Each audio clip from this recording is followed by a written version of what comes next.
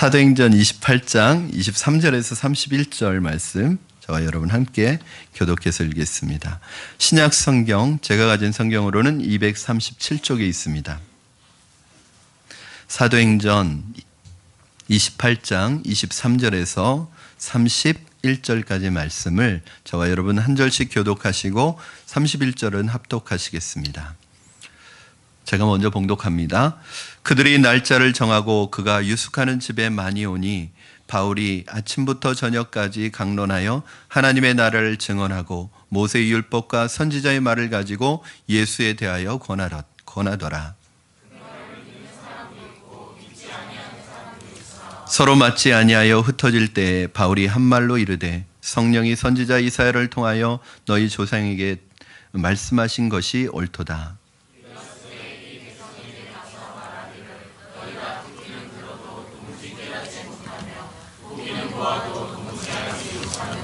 이 백성들의 마음이 우둔하여져서 그 귀로는 둔하게 듣고 그 눈은 감았으니 이는 눈으로 보고 귀로 듣고 마음으로 깨달아 돌아오면 내가 고쳐줄까 함이라 하였으니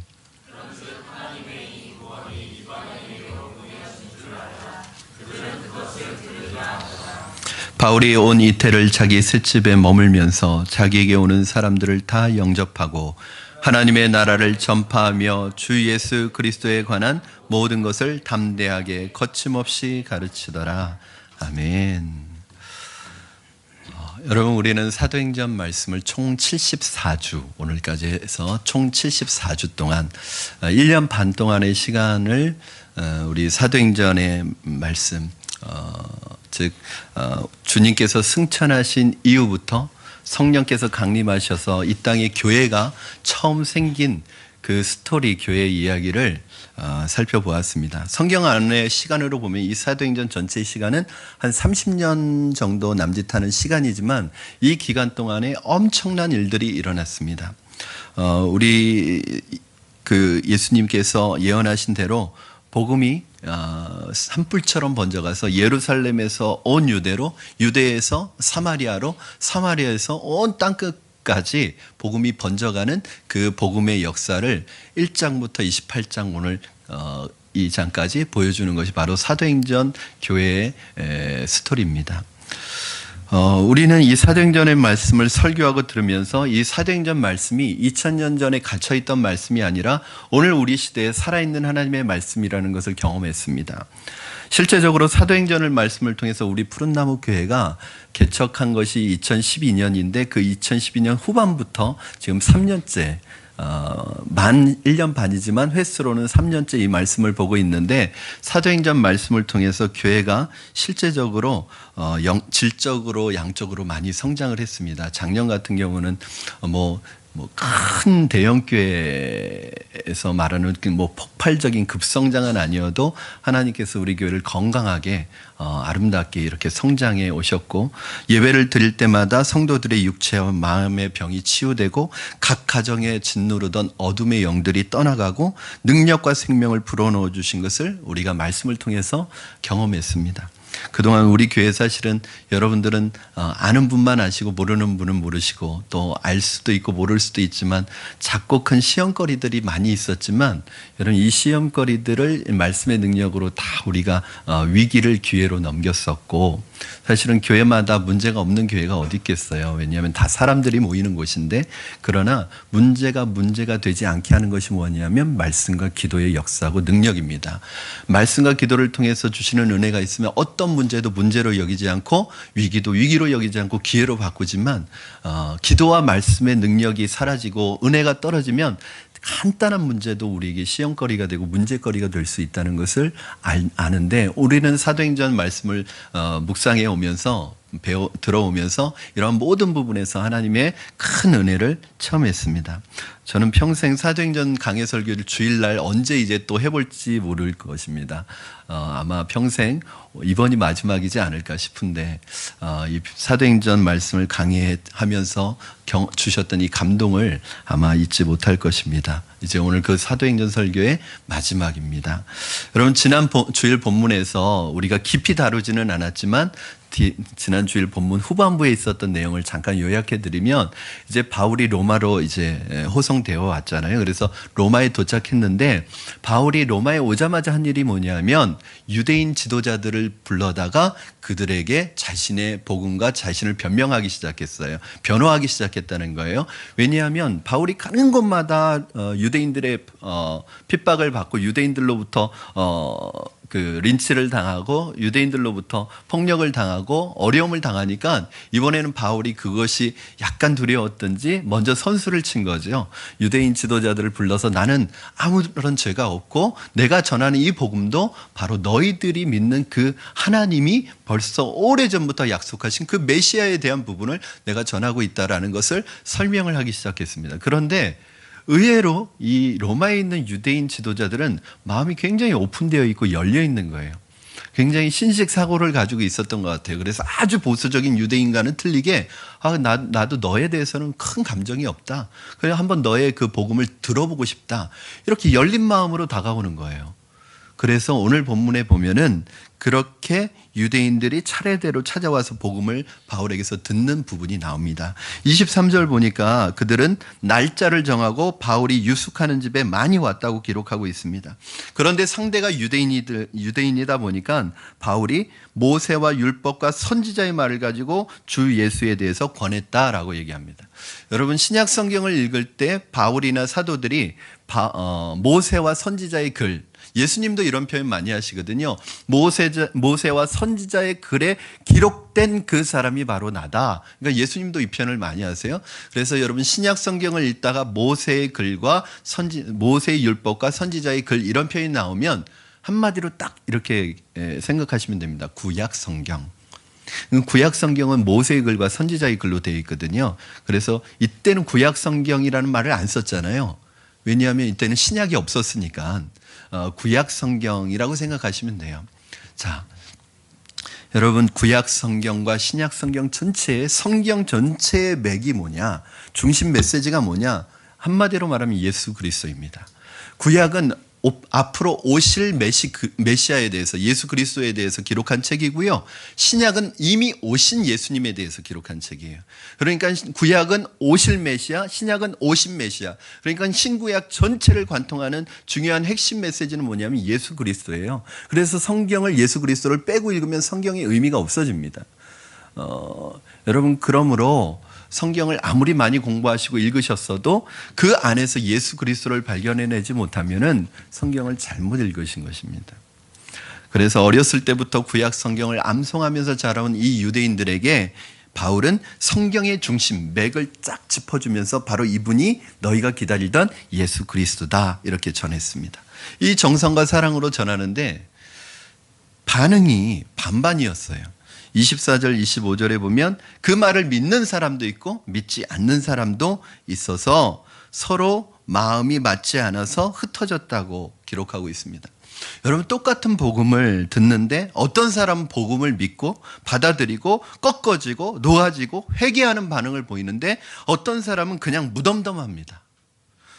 여러분 믿고 안 믿는 건 자유지만은 그 결과는 하늘과 땅 차이입니다. 여러분 순간의 선택이 10년을 좌우한다는 카피라이트도 있지만 사실은 순간의 선택, 특별히 이 복음에 있어서 이 순간의 선택은 10년을 좌우하는 게 아니라 여러분의 운명을 좌우하고 여러분의 영혼을 좌우하는 거예요. 믿고 안 믿고는 내 자유지만 그 결과는 엄청난 결과의 차이로 나타납니다. 예수님께서도 이런 말씀을 하셨어요. 너희가 어디를 가서든 복음을 전할 때 두 가지 반응이 나타날 것이다. 하나는 예수를 믿는 반응이 나타날 것이고 안 믿는 반응이 나타날 것이다. 그러면서 이런 말씀을 하셨어요. 마가복음 16장 15절에서 16절 그리고 그들의 영혼의 운명이 완전히 갈리게 될 것이다. 마가복음 16장 15절 16절 우리 한번 같이 읽도록 하겠습니다. 시작. 또 이르시되 너희는 온 천하에 다니며 만민에게 복음을 전파하라. 믿고 세례를 받는 사람은 구원을 얻을 것이요 믿지 않는 사람은 정죄를 받으리라. 심판을 받으리라. 그런데 바울이 접한 로마 유대인들의 가운데는 믿고 구원 얻는 사람보다 믿지 않는 사람이 더 많았던 것 같아요. 전도하는 사람들의 마음이 심정이 그렇습니다. 내가 복음을 전해서 저 영혼이 주님께로 돌아오기를 원해서 복음을 전했는데 받아들이면 사실은 뭐 안 먹어도 배부를 정도로 너무 큰 기쁨이 있습니다. 근데 복음을 받아들이지 않는 가족들이나 친밀한 친구나 사람들이 있으면 너무 마음이 낙담이 되는 거예요. 바울이 복음을 받아들이지 않는 이 사람들의 반응에 대해서 너무 낙담이 되어서 이사야의 예언을 인용해서 이렇게 말씀합니다. 오늘 본문 26절, 27절 말씀 한번 같이 읽도록 하겠습니다. 시작. 일러스되 이 백성에게 가서 말하기를 너희가 듣기는 들어도 도무지 깨닫지 못하며 보기는 보아도 도무지 알지 못하는도다.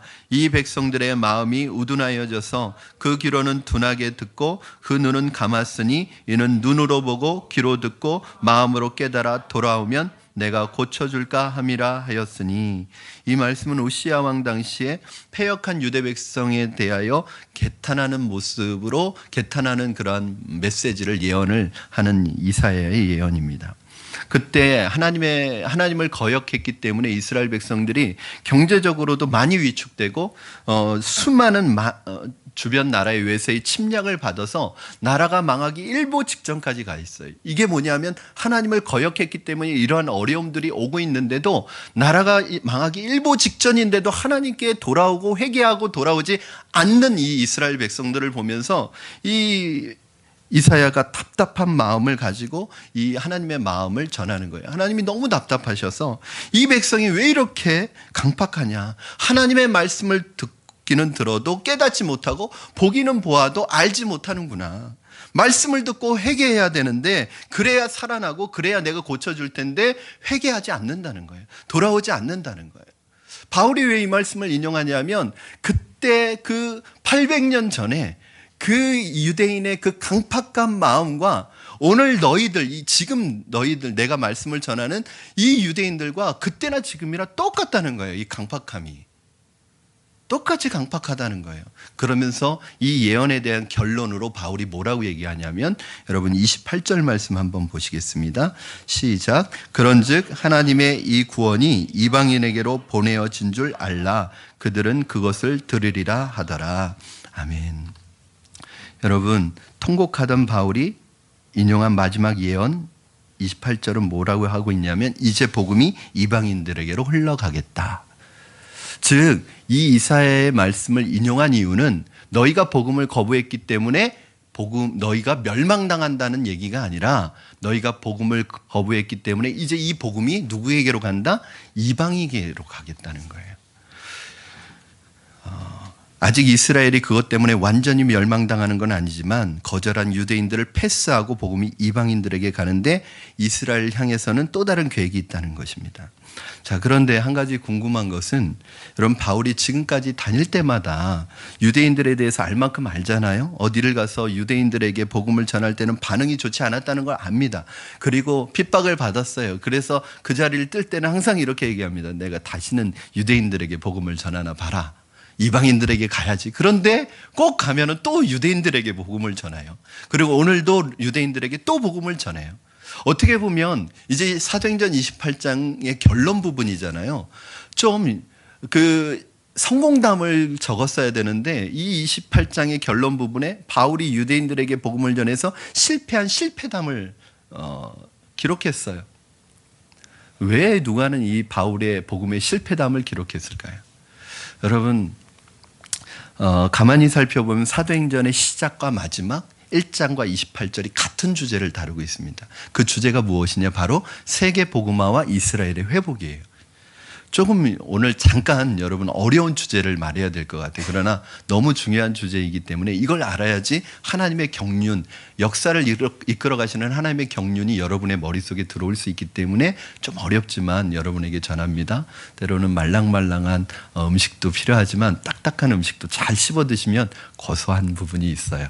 자, 오늘 1장 6절, 사도행전 1장 6절을 보시면 부활하신 주님과 제자들이 대화를 나누는 장면이 있는데, 이스라엘의 회복에 대한 대화를 나누고 있습니다. 부활하신 주님께서 아직 승천하시기 전에 제자들이 이스라엘, 즉 이 우리의 나라가 언제 회복될 것이냐에 대해서 질문을 하는 내용이에요. 한번 여러분 1장 6절 같이 읽겠습니다. 시작. 그들이 모였을 때에 예수께 여쭈어 이르되 주께서 이스라엘 나라를 회복하심이 이때니까 하니. 그러니까 제자들은 아직도 구약적인 마인드를 가지고 있었습니다. 부활하신 주님께서 메시아이시기 때문에 이제는 부활하신 주님이 본격적으로, 여러분 예수님이 활동할 당시에는 예수님 안 믿는 사람이 많았잖아요. 그런데 예수님이 십자가에 죽으셨다가 살아나셔서 부활하신 이 모습을 보면 이제 웬만한 사람은 다 믿을걸요. 그리고 이제는 본격적으로 예수님께서 힘을 발휘하셔서 이 로마의 압제로부터 우리 민족을 구원해 주시고 이 로마 제국을 몰아내 주실 그런 정치적인 다윗과 같은 메시아를 기대하고 이 질문을 하는 거였어요. 그래서 부활하신 주님께서 그 일을 해주셔야 되지 않겠느냐고 제자들이 질문했는데 주님은 여기에 대해서 전혀 다른 대답을 하세요. 그러면서 기독교 2000년의 역사가 예언되어집니다. 자, 여러분 1장 7절 8절 우리 같이 한번 읽도록 하겠습니다. 시작. 이르시되 때와 시기는 아버지께서 자기의 권한에 두셨으니 너희가 알 바 아니요 오직 성령이 너희에게 임하시면 너희가 권능을 받고 예루살렘과 온 유대와 사마리아와 땅끝까지 이르러 내 증인이 되리라. 아멘.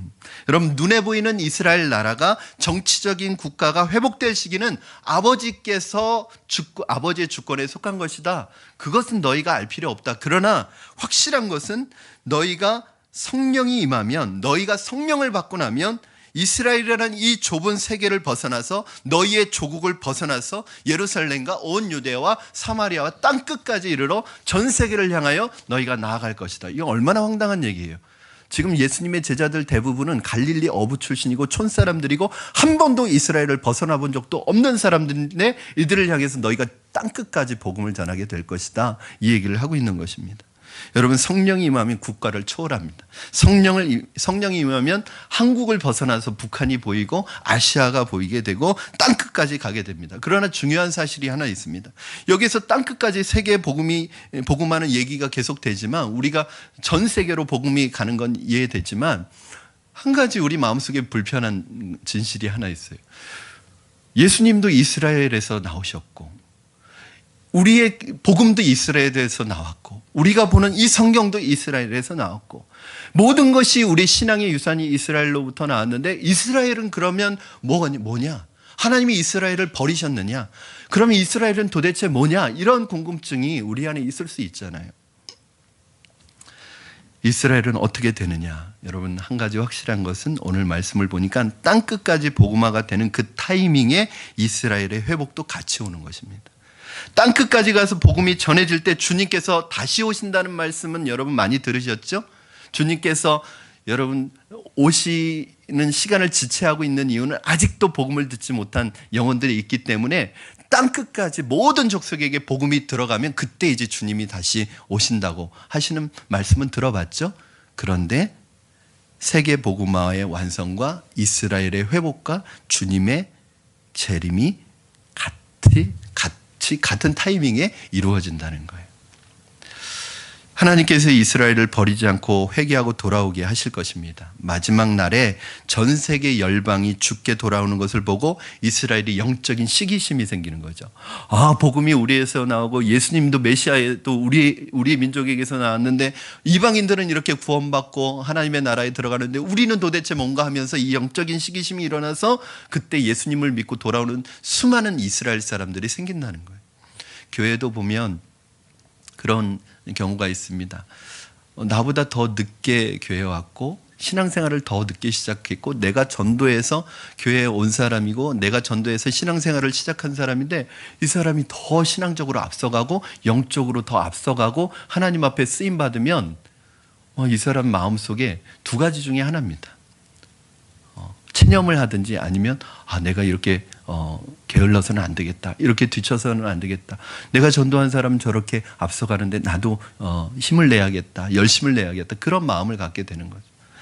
여러분 그 마지막 이스라엘에 돌아오는데 마지막은 이스라엘 선교죠. 이스라엘이 우리의 선교의 주된 대상이 될 거예요. 그때는 이스라엘이 선교의 주역이 아니라 우리의 선교의 대상이 됩니다. 로마서 11장 25절, 이 로마서 9장부터 11장까지는 바울이 이스라엘의 구원에 대한 자신의 그 하나님의 말씀을 계시하는 내용인데, 한번 우리 그 결론 부분인 25절 같이 읽겠습니다. 시작. 형제들아, 너희가 스스로 지있다 하면서 이 신비를 너희가 모르기를 내가 원하지 아니하노니, 이 신비는 이방인의 충만한 수가 돌아오기까지 이스라엘을 덜어는 우둔하게 된 것이라. 여기 잘 보세요. 이방인의 충만한 수가 돌아오기까지, 이것은 요한계시록에도 나오는 말씀인데, 바로 이방인의 그 구원받은 하나님의 그 숫자가 충만하게 이제 다 돌아오고 난 후에, 그 돌아오기까지 이스라엘이 덜어는 우둔하게 됐다는 거예요. 그리고 이 충만한 이방인의 숫자가 다 돌아오면 그때 이스라엘이 다시 하나님 앞에 돌아오는 역사가 나타나는데, 요한계시록에서는 이 하나님의 구원받은 이 숫자를 헤아릴 수 없이 많은 숫자라고 얘기합니다. 그런데 신천지나 여호와의 증인 같은 이단에서는 이 하나님이 요한계시록에 있는 14만 4천이라는 숫자를 문자적으로 해서 24만 4천 명만 구원받는다는 거예요. 전 세계적으로. 그래서 14만 4천 명 안에 들어오기 위해서 너희가 열심을 내야 된다고 그렇게 하니까, 여러분 신천지가 그렇게 공격적으로 포교를 하고 그렇게 지금 막 한국교회 문제를 일으키는 이유가 뭐냐면, 집도 다 학교도 그만두고 다 그렇게 문제를 일으키는 이유가 뭐냐면 24만 4천 명 안에 못 들까 봐. 아마 14만 4천 명이 채워지면 또 딴소리 할걸요. 여러분 14만 4천 명은 숫자적인 문자적인 것이 아니라 12 곱하기 12 곱하기 1000이에요. 그렇죠? 구약의 하나님의 백성 12지파, 신약의 하나님의 백성 12제자, 그리고 1000 완전수를 얘기하는 이 1000, 이것이 해서 14만 4천이에요. 즉 신구약에 구원받은 하나님의 숫자 전체를 말하는 상징적인 숫자라고요. 여러분 헤아릴 수 없이 수많은 하나님의 백성들의 수가 찰 그때에 이스라엘의 복음화도 이루어질 것입니다. 그때가 마지막 날입니다. 그런데 이것이 역사를 공부하는 사람들에게는 추상적인 말이 아니라 그동안 세계 역사 속에서 이루어진 사실이라는 걸 알 수 있습니다. 최근에 이 100년, 우리에게 있어서 최근 100년이 여러분 기독교 2000년 역사에 일어났던 일들보다 더 엄청난 일들이 일어나고 있습니다. 즉 19세기 말부터 해서 20세기 초에 전무후무한 부흥의 운동들이 계속 일어나고 있어요. 세계적인 부흥 운동이 이 시간대에 다 일어났고요. 우리나라에도 복음이 소개되고 1907년에 평양 대부흥이 일어난 것도 이 시기입니다. 그리고 지금 유대인들의 회개를 통한 이 유대인들의 개종이 굉장히 급속도로 이루어지고 있고, 이 모든 것과 아시아의 부흥이 다 하나로 연결되어 있어서 이것이 이 성경의 이러한 예언들을 뒷받침해 주고 있습니다. 이사야 14장 25절 26절 말씀 여러분 한번 보시겠습니다. 시작. 내가 아수르를 나의 땅에서 파하며 나의 산에서 그것을 짓밟으리니 그때 그의 멍에가 이스라엘에게서 떠나고 그의 짐이 그들의 어깨에서 벗어질 것이라. 이것이 온 세계를 향하여 정한 경영이며 이것이 열방을 향하여 편손이라 하셨나니. 이게 아수르는 꼭 아수르를, 나라로서의 아수르를 의미하는 게 아닙니다. 여러분, 이스라엘을 억누르던 아수르는 흑암의 세력을 상징하는 것인데, 이 흑암의 세력이 무너지고 이스라엘이 예수님께로 다시 돌아오는 것이 온 세계를 경영하는, 온 세계를 향한 나의 경영이다, 이렇게 말씀하고 있어요. 즉 이 마지막 때에 이스라엘의 회복과 전 세계의 복음화가 하나로 연결되어 있다는 것을 말해주고 있습니다. 한 절만 더 보겠습니다. 마태복음 24장 32절 33절 말씀, 예수님의 말씀인데 우리 한번 같이 읽도록 하겠습니다. 시작. 무화과 나무의 비유를 배우라. 그 가지가 연하여지고 잎사귀를 내면 여름이 가까운 줄 아나니, 이와 같이 너희도 이 모든 일을 보거든 인자가 가까이 곧 문 앞에 이른 줄 알라. 아멘. 그럼 무화과가 잎이 연해지면 주님이 가까운 줄 알라, 이게 말이 안 되잖아요. 성경에서 무화과 나무는 누굴 가리키냐면 이스라엘 백성들을 가리킵니다. 여러분 혹시 그거 기억하세요? 예수님이 열매 없는 무화과 나무를 저주하신 거 기억하세요? 그때 그 메시지는 왜 예수님이 괜한 무화과 나무를 저주해서 말라 죽게 만드세요? 즉 그 무화과 나무는 이스라엘 백성들을 상징하는데 어떤 이스라엘 백성들이냐면 복음을 받아들이지 않는 이스라엘 백성들이 하나님의 징계를 받을 것이라는 사인으로서 그 비유를 말씀하신 거예요. 그래서 오늘 무화과 잎이 연하여지고 이 말은 이스라엘의 마음이 연하여지고 부드러워져서 주님을 믿고 돌아올 그때 그것이 바로 주님이 가까이 오게 되는 사인이다. 즉 주님이 오시기 전에 무화과 나무 잎이 연하여진다는 것은 이스라엘 백성들이 주께로 돌아오는 이러한 일들이 있을 것이다. 주님 오시기 전에 마지막 코스가 뭐냐면 바로 이스라엘 백성들이 회개하고 돌아오는 것입니다. 여러분 지금 많은 선교사님들의 노력으로 모든 백성과 족속과 방언에게 언어가 있는 민족이면 다 복음이 거의 다 들어갔는데 완벽하게 이 소수 미전도 종족에게까지 그들의 언어로 복음을 이 성경을 번역해서 복음이 들어가는 데는 앞으로 20년에서 30년 남짓밖에 남지 않았답니다. 무슨 말이냐면 이제 20-30년 안에 모든 미전도 종족까지 다 복음이 들어간다는 거예요. 그리고 우리 시대에 우리는 지난 30년 동안 전무후무한 이스라엘 사람들의 개종을 보고 있습니다. 여러분 몰라서 그렇죠. 지금 예수 믿는 유대인들이 엄청나게 늘어나고 있습니다. 그리고 우리가 그 철옹성이라고 말하는 저 이슬람, 그 이슬람의 중심인 이란 안에 조용한 부흥이라는 부흥이 일어나고 있는데 100만이 넘는 크리스천이 생겼습니다. 예수님께서 이들에게 직접 그 환상 중에 나타나셔서 교회로 인도하시는 이런 기적 같은 일들이 일어나고 있고요. 또 엘리트 이란인들이 독일로 이민을 가서 독일에서 생활하다가 독일 교회에서 매년 평균적으로 2,000명 정도가 세례를 받고 있다고 합니다. 여러분 우리는 이제 뉴스나 이런 보여지는 뉴스에서 보기로는 이 이슬람이 굉장히 어떤 큰 세력을 얻어가고 있는 것 같지만 보이지 않는 곳에서는 지금 이슬람권과 유대인들에게도 하나님께서 큰 역사를 일으키고 계시고 지금 일하고 계시는 거예요. 주님이 다시 올 날이 가까웠다는 것이죠. 하나님께서 특별히 한국교회에 이 부흥을 주셨어요. 이 부흥의 힘을 어디에 쏟을 데가 없어서 이상한 짓 하다가 지금 부패하고 있는데 정말 한국교회가 정신 차리고 하나님이 지금 우리 시대에 움직이고 있는 이 놀라운 역사의 손길을 잘 인식하고 하나님에게 제대로 쓰임 받아야 합니다. 지금 세계 가장 최대 개신교 교단을 가지고 있는 나라가 미국과 한국입니다. 여러분 하나님께서 이 부흥을 주신 것은 미국은 400년 만에 이 부흥이 이루어졌는데 한국은 100년 만에 이 부흥이 이루어졌어요. 그러면 여러분 이 부흥을 교회가 건물 짓고 교회가 자기 배를 불리고 자기 조직 세우고 자기를 위해서 쓰는 게 아니라 이 마지막 시대에 정말 주님의 뜻을 분별해서 무엇을 위해서 살아야 될지 존재할지 교회가요, 나중에 처음에는 개척할 때는 존재 목적이 분명한데 갈수록 존재 목적이 없어져요. 왜 교회가 존재하는 게 목적이 아니잖아요. 교회는 존재하기 위해서 존재하는 게 목적이 아니잖아요.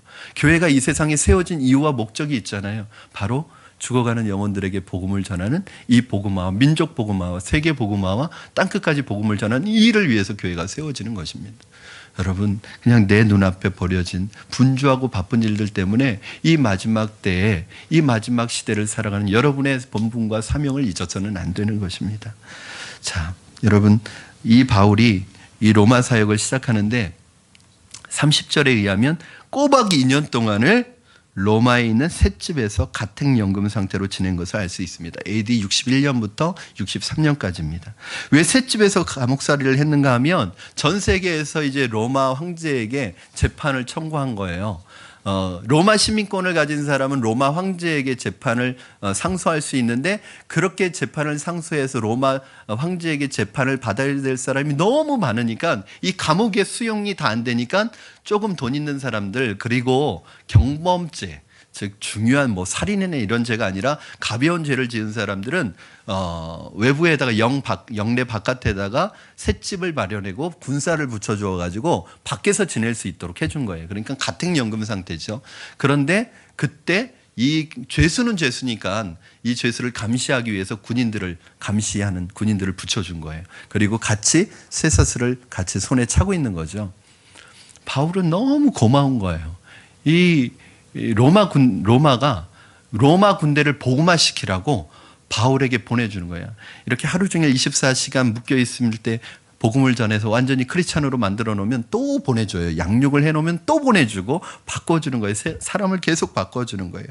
여러분, 바울이 얼마나 군인들을 전도했는가 하면 빌립보서 1장 13절에서 14절 보면 알 수 있습니다. 우리 한번 빌립보서 1장 13절 14절 읽겠습니다. 시작.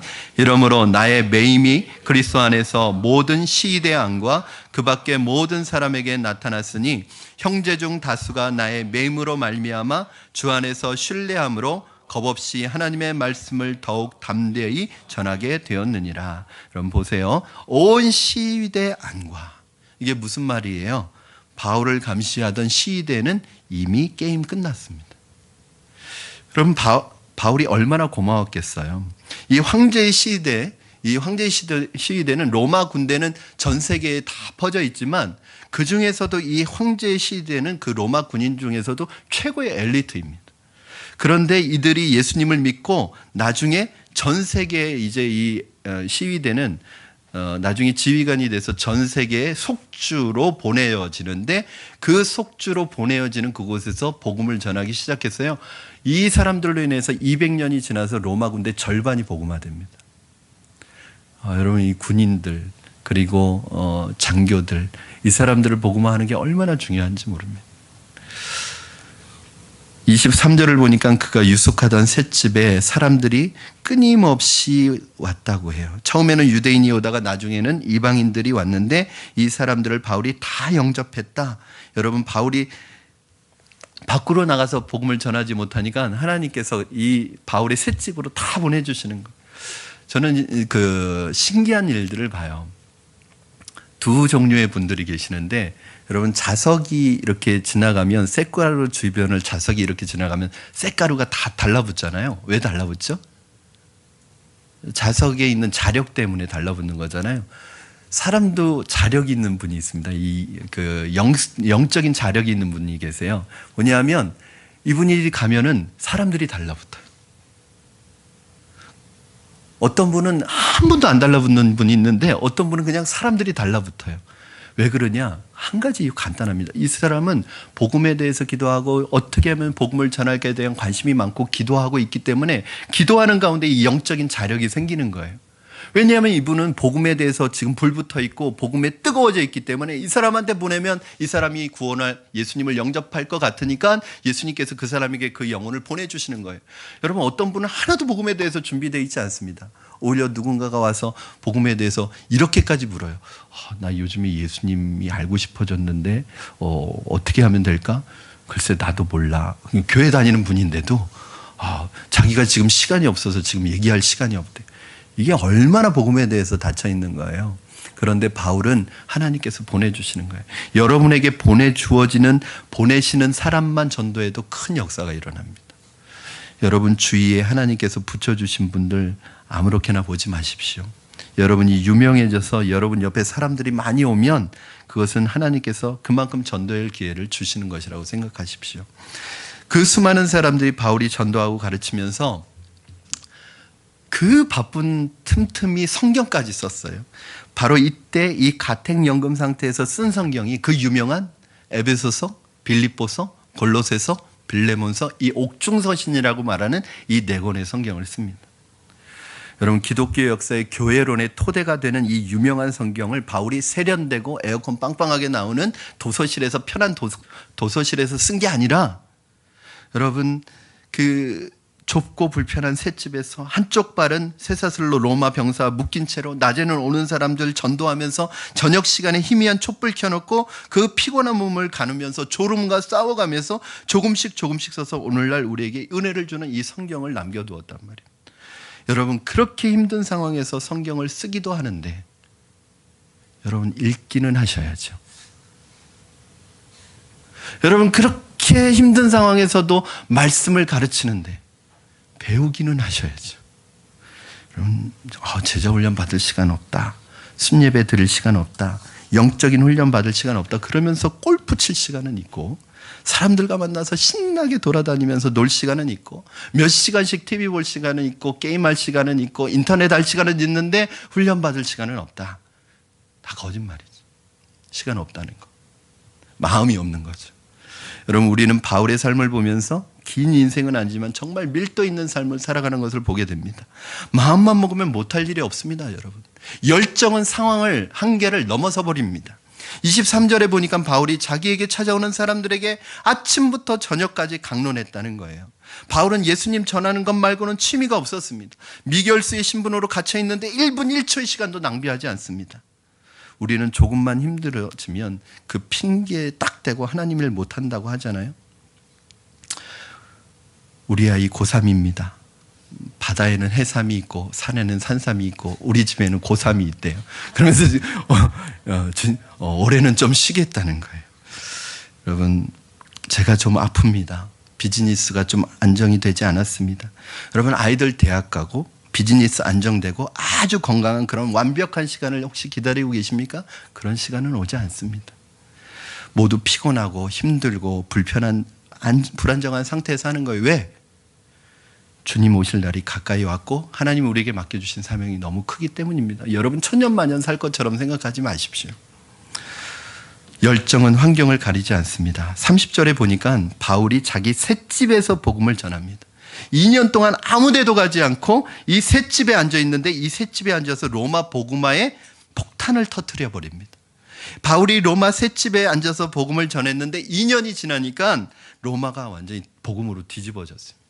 셋집에서 사시는 분들 용기를 가지시기 바랍니다. 월세, 전세, 오피스텔, 원룸에 사시는 분들 용기를 가지시기 바랍니다. 자기 집에 살고 계신 분들 회개하시기 바랍니다. 여러분, 셋집에서도 한 도시를 뒤집어 놓는데 내가 살고 있는 평수 큰 아파트 자랑할 거 아니에요. 저는 여러분이 살고 있는 집이 어느 집이든지 간에, 어느 상황이든지 간에, 어느 환경이, 왜 이 얘기를 드리냐면 어떤 분은 늘 핑계대기 때문입니다. 여러분, 제가 늘 드리는 말씀 있죠.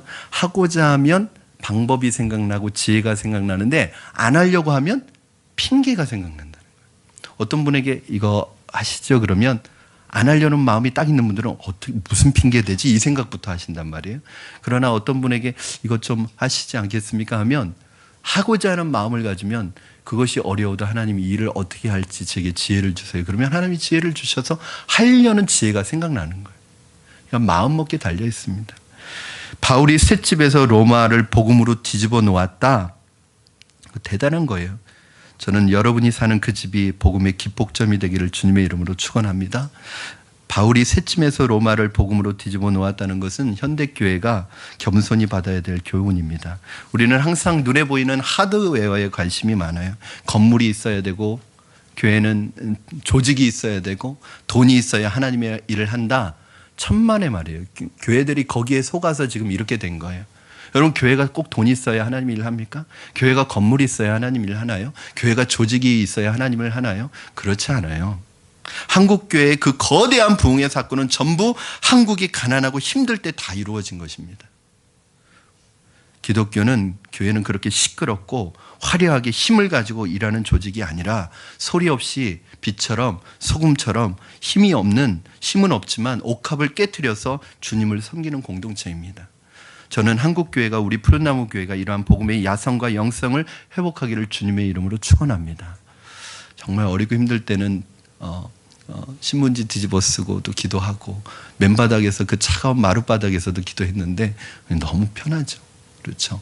요즘 뭐 웬만한 큰 교회는 의자가 극장식 의자입니다. 잘 자라고 좋은 의자로 이렇게 다 해주셔서 아주 편하게 자고 나오십니다. 그런데 조금만 시설이 불편하고 조금 어려우면 힘들어하세요. 바울이 이 셋쯤에서 유대인들에게 28절과 32절을 보면 하나님 나라 예수님을 전했다. 바울의 메시지는 딱 두 가지예요. 하나님의 나라, 예수님. 바울은 심플합니다. 세상 나라 사람들은 세상 얘기 열심히 하는데 우리는 하나님 나라 이야기 열심히 해야 합니다. 우리는 예수 믿는 사람인데 너무 예수님 얘기 안 해요. 그리고 세상 얘기를 너무 많이 합니다. 감자는 어디를 잘라도 감자예요. 그런데 여러분 일주일 주중에 어디를 잘라도 예수님의 제자가 나옵니까? 혹시 주일날만 예수님의 제자 아니에요? 일주일 삶은 제자하고는 상관없는 삶을 살아가시지 않습니까? 사랑하는 여러분, 우리는 아직도 너무 세상적이고 그에 비해 너무 예수님적이지 않습니다. 저는 여러분에게서 예수 믿는 향기가 나기를 주님의 이름으로 축원합니다. 목사도 장로도 권사도 집사도 앉아서 꾹 누르면 예수 얘기가 나와야 돼요. 사도행전 28장 31절 마지막 결론입니다. 우리 같이 읽고 말씀을 마무리하도록 하겠습니다. 사도행전 28장 31절입니다. 시작. 하나님의 나라를 전파하며 주 예수 그리스도에 관한 모든 것을 담대하게 거침없이 가르치더라. 아멘. 여러분, 이게 사도행전 여러분이 1년 반 동안 또 횟수로 3년 동안 봐왔던 사도행전 말씀의 결론입니다. 그런데 여러분, 결론치고는 좀 뭔가 어색하지 않으세요? 결론 같지 않은 결론이죠. 왜냐하면 사도행전은 결론이 없습니다. 이게 꼭 어떤 느낌이냐면 연속 재밌게 보고 있는데 막 절정으로 지금 올라갔는데 다음 주에 이렇게 나오는 거. 근데 사도행전은 다음 기회에 뭐 이런 말도 없어요. 그냥 지금 한참 이 클라이막스로 올라가는데 그냥 뚝 끊어지고 성경이 끝나버렸어요. 이게 무슨 말일까요? 사도행전은 28장으로 끝나지 않았다는 거예요. 그러면 29장 어디 있어요, 여러분? 29장은 저와 여러분이 써내려 가야 하는 것입니다. 즉 사도행전의 결론이 없는 이유는 사도행전이 쓰여진 이후로 모든 교회가 이 사도행전 29장을 지금도 써내려가고 있어요. 지금도 선교지와 복음을 전하는 곳곳에서 앉은 뱅이가 일어나고 소경이 눈을 뜨고 병든 자가 치료받고 죽은 자가 살아나고 놀라운 복음의 역사가 일어나는 이 사도행전에 우리가 나타났던 이 모든 기적과 역사가 지금도 세계 곳곳에서 일어나고 있단 말이에요. 사도행전은 지금도 계속되고 있어요. 그리고 오늘 우리 시대에 우리 교회가 이 사도행전을 써내려가야 합니다. 바로 우리 푸른나무 교회가 이 바톤을 이어받아서 이 사도행전을 계속해서 써내려가야 될 책임이 바로 저와 여러분들에게 있는 것입니다. 사랑하는 여러분, 성경의 사도행전은 28장으로 끝나지만 사도행전 28장의 결론은 바로 우리가 써내려가는 것이죠. 지금도 저는 사도행전 초대교회에 이 교회가 가능하다고 생각합니다. 지금도 초대교회에 이 사도행전적인 부흥이 가능하다고 생각합니다. 이제 한국교회는 어떤 면에서 보면 새로운 전환점에 맞이했습니다. 다시 한번 능력 있는 부흥이 일어나서 이 마지막 시대를 한국교회가 전 세계 교회를 섬길 수 있는 영적 제사장 나라와 교회로 세워지지 않으면 한국교회에 그동안 주셨던 은혜의 촛대가 이제 옮겨질 수 있다는 거예요. 저는 두렵고 떨리는 마음으로 여러분에게 말하고 싶습니다. 여러분, 우리 푸른나무 교회가 사도행전을 읽는 교회가 아니라 사도행전을 실천하는 교회가 되기를 주님의 이름으로 축원합니다. 사도행전적 초대교회의 삶을 살아가는 저와 여러분 되기를 주님의 이름으로 축원합니다. 우리는 정말 문자 그대로 기독교 역사의 마지막 세대를 살고 있습니다. 통일한국을 앞두고 있고 아시아와 이슬람과 이스라엘의 회복을 위해서 기도하며 주님 오심을 열망하는 마지막 시대를 살고 있습니다. 저는 저와 여러분이 주님께서 바울처럼 마음껏 사용하실 수 있는 사람이 되기를 바랍니다. 우리 푸른나무 교회가 이 마지막 시대를 준비하는 주님의 지상 명령을 위해 쓰임받는 교회가 되기를 주님의 이름으로 축원합니다. 우리 이 시간에 함께 찬양하고 기도했으면 좋겠습니다. 어떤 찬양이냐 하면, 먼저는 우리가 여러분 이 땅에 존재하고 있는 이유는 바로 이 마지막 시대를 준비하기 위한 것입니다. 먼저는 세계 복음화와 더불어 우리 민족 복음화가 이루어졌으면 좋겠습니다. 그래서 여러분, 이 땅에, 우리가 사는 이 땅에 푸르고 푸른 그리스도의 계절이 여러분들로 인해서 왔으면 좋겠습니다. 그래서 모든 가는 곳마다 각 곳에 하나님의 말씀이 선포되어지고 말씀의 능력이 일어나고 모든 사람들이 주께로 돌아오는 이 비전이 먼저 우리나라에 이루어지기를 바라고, 이 부흥의 능력을 가지고 전 세계를 복음화하는 그러한 하나님의 백성으로 이 마지막 시대를 준비하기를 바랍니다. 우리의 기도의 제목처럼 이 찬양의 고백이 여러분에게 고백되어지기를 바랍니다. 찬양 찬양의 멜로디는 익숙하지 않을지 모르지만 이 찬양이 바로 CCC 김준건 목사님이 CCC 시민들에게, 늘 우리가 젊은 청년들에게 이 민족을 품고 기도하게 할 때 같이 불렀던 찬양입니다. 여러분, 민족을 사랑하는 마음을 갖고 이 민족의, 우리 모든 나라 민족이 주님께로 돌아오기를 소원하는 마음으로 함께 이 찬양 들으시겠습니다.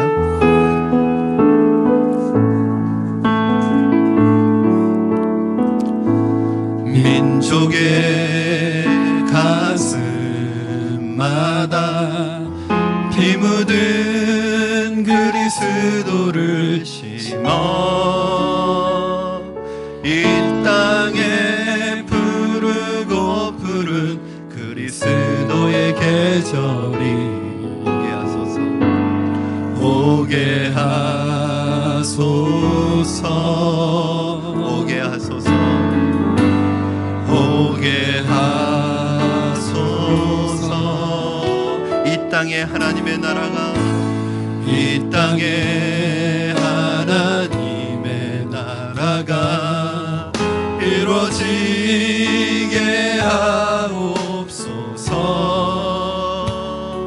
모든 사람의 마음과 교회와 가정에도 하나님 나라가 임하게 하여 주소서. 주의 청년들이 예수의 꿈을 꾸고 인류 구원의 환상을 보게 하소서. 한 손엔 복음 들고 한 손엔 사랑을 들고 온 땅 구석구석 누비는 나라 되게 하소서. 주의 청년들이 예수의 꿈을 꾸고 인류 구원의 환상을 보게 하소서. 한 손엔 복음 들고 한 손엔 사랑을 들고 온 땅 구석구석 누비는 나라 되게 하소서.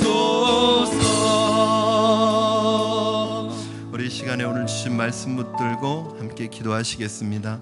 여러분, 사도행전의 말씀을 마무리하면서 우리 이렇게 기도했으면 좋겠습니다. 하나님, 이 마지막 시대에 하나님 교회가, 하나님 이 영적인 사명을 이루어가는 우리 푸른나무 교회가 이 마지막 시대에 주님의 지상명령을 이루어가는 교회가 되게 하여 주시옵소서. 사도행전적 초대교회가 오늘 이 시대에도 가능하다고 우리가 믿습니다. 우리 푸른나무 교회가 그런 교회가 되게 하여 주시옵소서. 이 땅을, 이 민족을 하나님께로 돌이키는, 복음화시키는 그런 하나님의 제사장 나라가 되게 하시고 그런 교회로 하나님 앞에 쓰임받게 하여 주시옵소서. 오늘 이 마지막 때에 하나님 복음이 온 민족과 온 세계와 이스라엘과 이 땅 구석구석에 하나님 전하여지는 일에 우리가 쓰임받게 하여 달라고 여러분 자신과 여러분을 위해서 우리 합심해서 기도하도록 하겠습니다. 살아계신 하나님 아버지, 감사합니다.